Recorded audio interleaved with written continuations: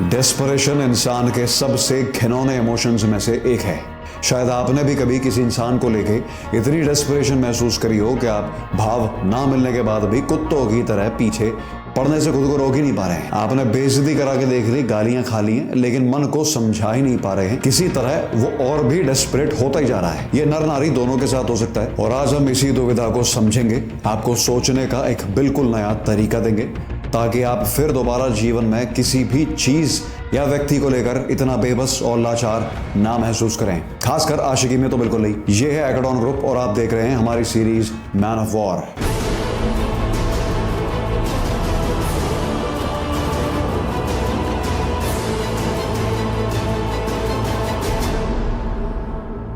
आगे बढ़ने से पहले आप में से कई लोग मेरी आवाज और मेरे आर्टिकुलेशन के ऊपर सवाल पूछते हैं, तो इसको इंप्रूव करने की सभी टेक्निक्स, स्पीच से लेकर सेंटेंस फॉर्मेशन के सभी टैक्टिक्स जो मैं खुद भी यूज करता हूं, हमने डिस्कस किए हैं अपने लेटेस्ट प्रोग्राम द मोनार्क में। इसका लिंक आपको डिस्क्रिप्शन में मिल जाएगा, जाके जरूर चेकआउट करें। डेस्परेशन इंसान के सबसे घिनौने इमोशंस में से एक बन जाता है, लेकिन केवल तब जब इसका प्रयोग गलत तरह से किया जा रहा हो। असल में तो यह बड़े काम की चीज है, लेकिन चीज है क्या? डेस्परेशन कहते किसे हैं?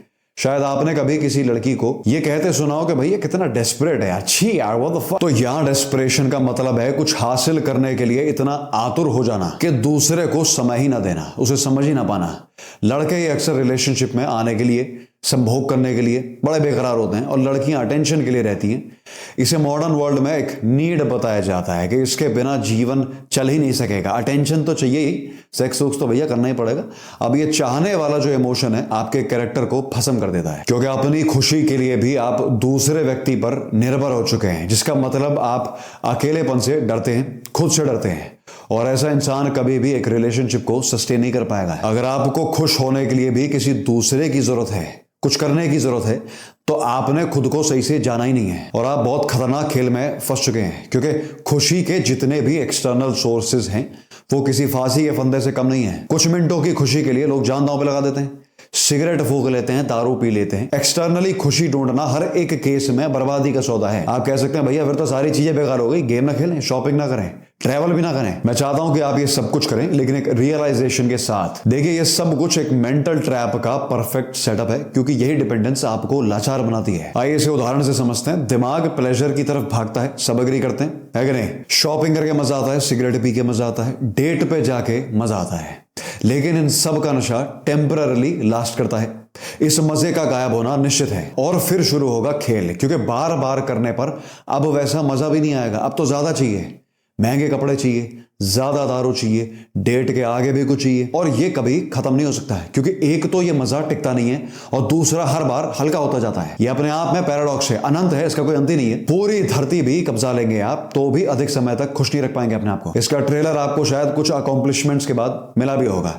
जिस भी चीज की आपको भयंकर तमन्ना रही है, बेसब्र रही है, डेस्परेशन रही है, उसके मिलते ही वो वर्थलेस हो जाती है। आपने कहा आईफोन लेते हैं जी, दो दिन के अंदर सारा खुमार उतर जाएगा, डब्बा ईंटा हो जाएगा, फोन पूरा होना ही है। कई लोग सोचते हैं कि शायद यही है जिंदगी, पूरे जीवन भागो और निपट जाओ। और कई लोग तो साले भागी इसी चक्कर में रहे हैं कि कहीं याद ना आ जाए कि मुझे किसी भी चीज में मजा ही आना बंद हो गया है। लेकिन आपका दिमाग इन चीजों की तरफ भाग रहा क्यों है जो लास्ट ही नहीं करने वाली? अगर हर बार सिगरेट पीने के बाद घिन ही आनी है, तो बार बार मन कर क्यों रहा है? अगर हर बार आपकी वो डेट आपको डिसअपॉइंट ही कर रही है, तो उससे भीख क्यों मांगने का मन हो रहा है? ऐसा इसीलिए होता है क्योंकि आपके दिमाग ने अभी तक लॉन्ग लास्टिंग हैप्पीनेस एक्सपीरियंस करी ही नहीं है। उसे खुश तो रहना ये तो पक्का है, और वो तरीके भी ढूंढ रहा है, पर बाहर की तरफ, क्योंकि अंदर तो डिसअपॉइंटमेंट इतनी है, डिप्रेशन इतना है कि खुशी का सबसे लॉजिकल रास्ता बाहर की तरफ ही दिखेगा। और बात भी सही है भैया, अंदर की तरफ मत्था मारेगा कौन? पैक बनाओ यार, बकवास ना करो। और ये है सबसे पहली गलती। देखिए, आपके साथ ना कांड हो गया यार, आई एम वेरी सॉरी, मतलब बहुत ही गलत हुआ, मैं दिल से, मतलब मुझे दिल से बुरा लग रहा है। और उससे भी दुखद बात यह है कि शायद आपको इसके भनक भी नहीं लगी है। देखिए, हमें ना बचपन से ट्रेन किया गया है ऑर्डर फॉलो करने के लिए। अब बच्चे लगते भी पागल से हैं, उन्हें काबू करना, चमाट लगाना ठीक ही लगता है। लेकिन समस्या तब आती है जब माँ बाप बच्चे को खुद के लिए डांटते हैं, ना कि उसके लिए। कई बार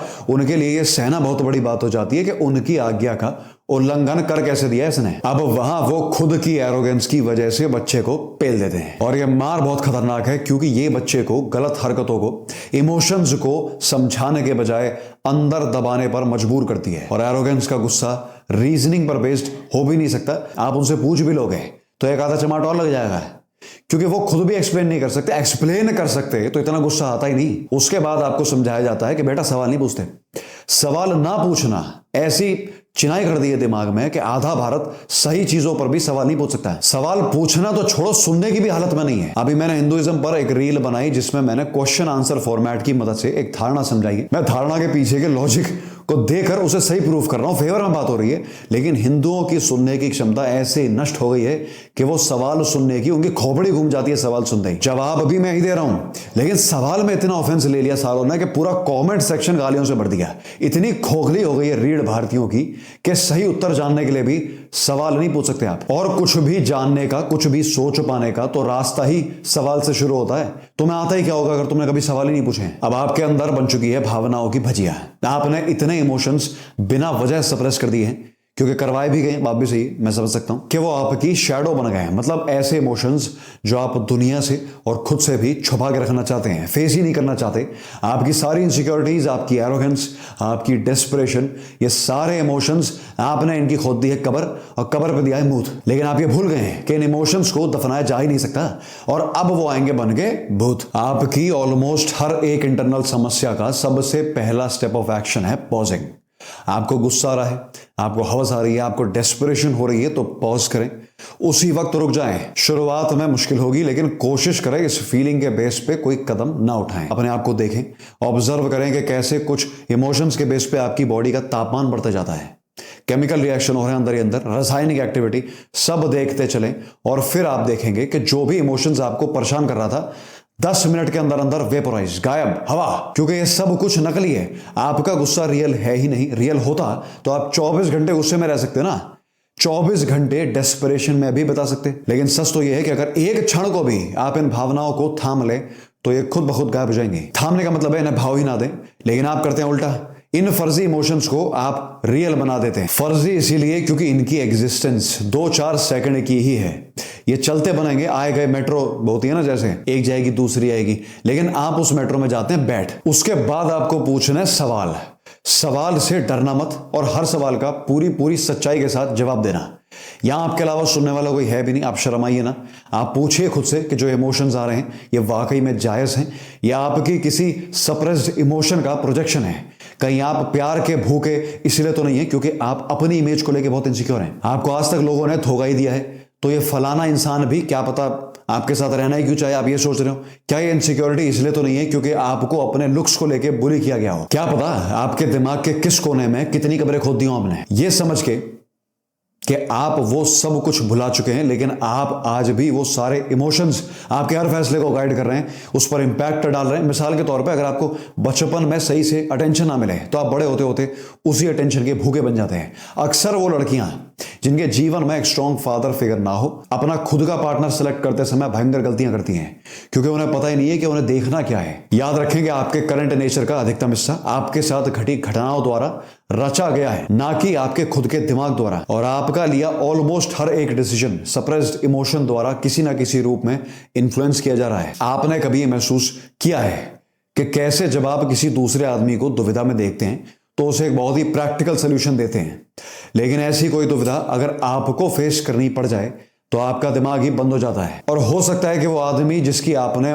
मदद करी थी आपको इस अवस्था में देख के आपसे भी बेहतर सोल्यूशन दे दे। लेकिन ऐसा हो क्यों रहा है? आप जब बाकियों को सही सोल्यूशन दे रहे हैं तो खुद की नैया चौपट कैसे कर देते हैं? क्योंकि जानते तो आप भी हैं, सोल्यूशन फॉर्म करने के कैपेबल आप ही हैं, लेकिन कोई वो बता भी दे तो भी अजीब लगता है कि साले तुझ पे बीतती तब समझ में आता, ज्यादा सुझाव मत है। समझा गया? ऐसा इसलिए होता है क्योंकि आप दूसरे की दिक्कतों को बिना उस व्यक्ति के इमोशंस के इन्फ्लुएंस में आकर सॉल्व करने की कोशिश कर रहे हैं। आपने उसकी जिंदगी नहीं जी है, बिल्कुल सही बात है। आपने उस समस्या को थर्ड पर्सन पर्सपेक्टिव से व्यू किया है। समस्या के कोर इमोशन से आपका कोई लेना देना बिल्कुल नहीं है, और इसीलिए आप तार्किक फैसले ले सकते हैं, उसके कैपेबल हैं। लेकिन जब भी आपके ऊपर ऐसी अड़चन आती है तो आप सबसे पहले इमोशंस को ही पकड़ के बैठ जाते हैं। और एक बार अगर आप उस मेट्रो में सवार हुए तो फिर ना तो स्टीयरिंग आपके हाथ में है, और ना स्टेशन आपके हाथ में, ना रोकना आपके हाथ में है। तो ना तो फिर खुद पर कभी कोई काबू रहता, क्योंकि आपके इमोशंस आप हैं ही नहीं। आप और आपके इमोशंस ये दो बिल्कुल सेपरेट एंटिटीज हैं, और आप इन्हें जितना सेपरेट रखेंगे उतना ही फायदे में रहेंगे। तो आप हर एक प्रॉब्लम को ऐसे देखें जैसे किसी दोस्त के साथ हो रहा है। हर एक इमोशन को ऐसे देखें मेट्रो जैसे आई है और फिर जाने वाली। ये शुरू में करना बहुत ही कठिन होगा, लेकिन करते करते आसान होने लगेगा। धीरे धीरे आप ये पाएंगे कि कोई भी इमोशन आपके किसी भी डिसीजन को इन्फ्लुएंस नहीं कर पाएगा। आपको शायद लगे कि ऐसा करने से तो कहीं पत्थर बन जाएगा इंसान, लेकिन होगा बिल्कुल इसका उल्टा। ऐसा करने से आप पाएंगे कि आपसे खुश कोई नहीं है, आपसे ज्यादा सेंसिबल कोई नहीं है, और आप पाएंगे कि आपके सारे फैसले तार्किक हैं, क्योंकि एक बार आपने इमोशंस को फिगर आउट कर लिया, वो भी खुद के। तो फिर दूसरों को भी समझने में देर लगती नहीं है। फिर हर छोटी छोटी चीज आपको खुशी देगी, और तभी जाके आपकी एक्सटर्नल क्वेस्ट फॉर हैप्पीनेस खत्म होगा, समाप्त होगा। यह टॉपिक बहुत ही बड़ा है और अकेले इसी के ऊपर पूरी सीरीज बनाई जा सकती है। अगर आप ऐसा चाहते हैं तो हमें कमेंट्स में जरूर बताएं, और इस वीडियो को अपने उन दोस्तों के साथ शेयर करें जो सोल्यूशन तो काफी अच्छे देते हैं लेकिन खुद का जीवन चौपट बर्बाद है। आप देख रहे हैं हैकाथॉन ग्रुप और ये है हमारी सीरीज मैन ऑफ वॉर। इसके लेटेस्ट एपिसोड्स के लिए सब्सक्राइब करना बिल्कुल ना भूले, और मोनार्क के लिंक को जाके चेकआउट करो। देखो क्या पता आपके काम की चीज निकले।